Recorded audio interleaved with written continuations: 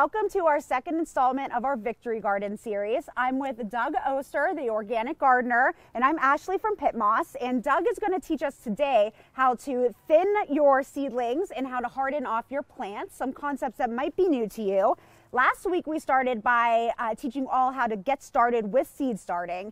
This time we're going to show you what to do when those seedlings start to sprout. Exciting news, yes, Ashley. The things that we planted last week are sprouting. Our turnips and our kohlrabi.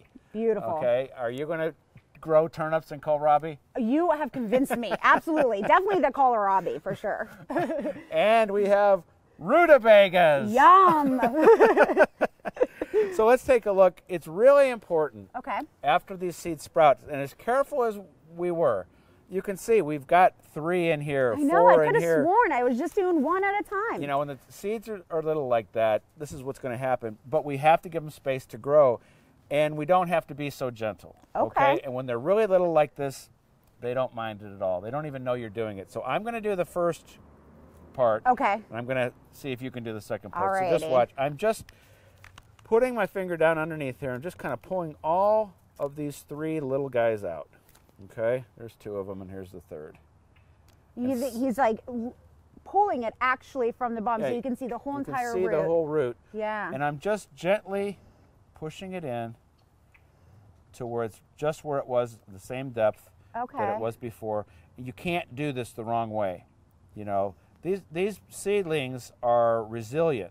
Everything that the plant needs was in that seed as it sprouts. And so now each one has its own little partition here, and you can see there's one that's just sprouting there, and I'm just going to leave him right on there to let him sprout. Okay. And that's all there is to it. So you can, instead of like digging a hole and like angling the root in there perfectly, you're really just kind of laying it right on top and kind of gently pressing it into the soil. And what we have here is the Pit Moss Plentiful. Yes. I use it a lot, and we have pre-moistened it. Anytime you're going to fill any containers with a mix, you're going to want to pre-moisten it. And with Pit Moss, you have to be careful because it does hold water so well. Mm-hmm. And so you'll get to a feeling where you'll know it's heavy enough but not soaking wet. Yep. All right, are you ready? I am. There's 4 of them in there, and just kind of dig them down in there. Yeah, you got it.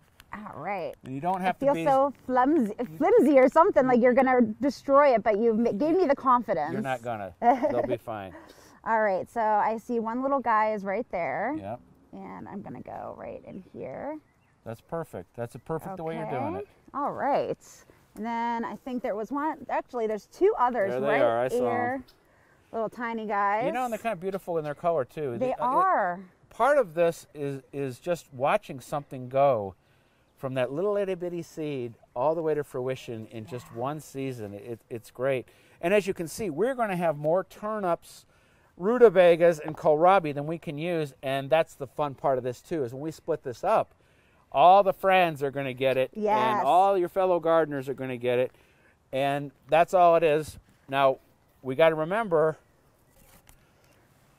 our plant tag, very important. So that we know what's in there, and that's our turnips, right? Nope, that's our kohlrabi. See, I would have messed it up. All right, so we're going to write that on there, kohlrabi.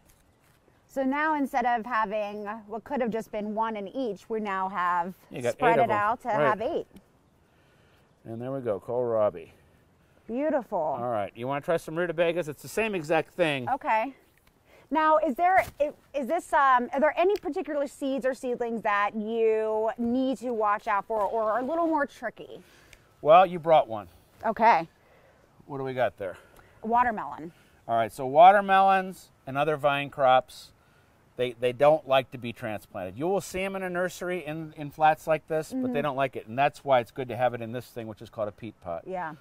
When this is planted, the whole thing goes in the ground. Now, you could transplant them, but it sets them back. Okay. And so putting that whole thing in, and then when this gets wet, this just kind of falls to pieces as the watermelon goes, and it won't stop. Like if you were to transplant it and put it in, it's going to stop. It's going to sit there for 2 weeks. Get shocked a little bit. Yep. Yeah. And so vine crops basically. Okay. All right, rutabaga. It's all yours. All right, there are so many in here. Are you going to take rutabaga home and grow it? That's the question. You know, I'll take any type of plants people give me. All right. So I use the Pit Moss Plentiful a lot because it's different than the Prime, but I use the Prime for my containers, and I mix it with compost. I mix the two of them together. It's prime I love as a amendment to existing soil blends that have nutrients. The difference is our prime has no fertilizer in it. And because of the amount of carbon with the paper, you're going to want to include a lot of nitrogen when you're fertilizing initially. And that's really the only difference. We've taken care of that issue with the plentiful product. So everything's right in there, fertilized, ready to go. You know what? I like having you over. Let's get all those kind of split up into here. That's one job I don't have to do now. And you're doing good. I'm feeling a lot better about this. You know, when I first started doing this, I was so careful and delicate. And yeah, I have these big fingers that I just felt so uncomfortable doing it. But once you see that after a day or two of splitting them, they come back to life and bounce back, you realize, oh, you can actually be a little rough with your seedlings. Now I want to show you out in the garden how to plant seeds out there. We've learned how to do it in these flats, but I want to show you how to do it out there. And then we also have some thinning to do out there. Okay. I am excited. What type of vegetables are we going to do with a direct seedling? Radishes. Radishes. Oh, don't stop. No, you've got a whole thing there to do. I want to get my work done here. Okay. Putting me to work. Meet us out in the garden. All right, Ashley, we're out in the garden. Yes. We're going to do some radishes a couple different ways. Okay. First off, this is compost. We're going to mix the pit moss prime with it. And what should the ratio be, you think? As long as you get 30% pit moss in there, you're going to start to see the benefits. But I always think a 1-to-1 of compost to prime is always a good mix. So prime is made out of recycled newspapers. Yeah. Uses 2/3 less water, right? Yes, and it is really aerated too. So compost a lot of times can be very dense. So with all the airspace and porosity that's in pit moss, it really helps bring a lot of airspace to your compost. Well, I can see this is going to be perfect to lighten up that compost because it was too heavy, and that looks about right to me. Yeah, looks beautiful. All right, we have a really cool radish we're going to plant. Yeah, I was looking at this. Tell me about this. The radish Singra rat's tail. Isn't that a great name? Yes, yes. I don't know if you can see a close-up photo of that, but... And so this radish is grown for what comes on the top of the radish, as opposed to this radish we're going to pick, which is on the bottom. It's a seed, and it looks like a long rat's tail, and it tastes just like a radish. So. Oh, really? So you're just all the fruit comes out from the top. Then? Yep. That's how it's grown, and you're gonna need more seeds than that. Okay. We're gonna do them first in this container. Okay. Now, radishes love cool weather. That's why we're planting them outside this time of the year. You just need to know which crops go in now. You know, still too early for tomatoes, beans, that sort of thing, but radishes. I plant radishes as early as March 17th. All right, throw your seeds on there. And then we're also going to plant some in the garden. And so, go ahead. That's perfect. You can't be too shy when you're direct planting. As we'll show with this radish over here with the thinnings like here. So when did you plant these radishes? Those are probably about 2 weeks, I would think. And any root crop like that is going to need thinning to make the root. Okay. Hold on, put your hand out. There you go. You still have seeds in your hand. All right, throw them down there in that compost. Don't be shy. All right, perfect. I'm going to just kind of kick those in. That's all we need to do. We'll put some water on both of these, but now is the fun part because radishes, again, the seeds are so small, they're always going to be like this, really tight. Yeah. But when we're picking these are called microgreens. Highly nutritious and sweet and tender, and we need to give the radish room to grow, but if you look closely, that is a little radish. Yeah. And so when we thin these out, I'll rinse them off. I'll throw the whole thing in a salad from top to bottom. Yum. And that's all we need to do. So let's give these guys some room. So thinning out, what are we looking for? What plants should we thin out? Which ones should we choose to pick? You just pick what you pick. Okay. And there's so many in here that, like this one here, that's perfect. We'll give it a little bit of room. Yeah. And we just want to give them, a couple inches. But we'll do this again as they start to grow. So microgreens, you touched on that. Can you explain a little bit, because I've been hearing a lot about those. Microgreens are really just the tops of the greens that start to come out. In most cases, it's the tops. In this case, it's the top and the bottom. Yeah. And really anything could be a microgreen. Lettuce, kale, anything from that family.